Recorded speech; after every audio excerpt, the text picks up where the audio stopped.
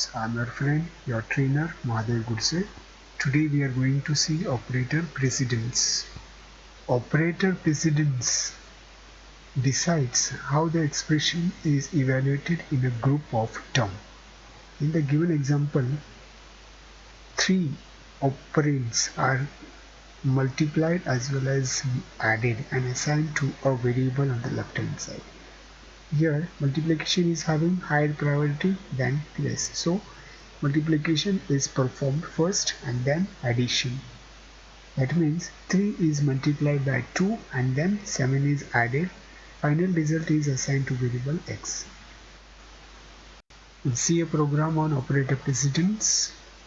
I'm taking standard input-output file from the library and including in the main.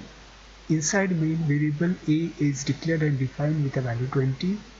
Variable b is declared and defined with a value 10, and variable c is declared and defined with a value 15, and d is declared and defined with a value 5.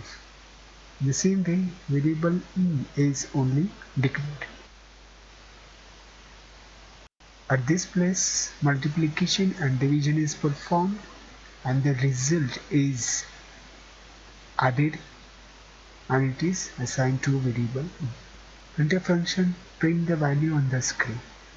At this place, multiplication is performed, division is performed and addition is performed. Finally, the result is assigned to a variable e.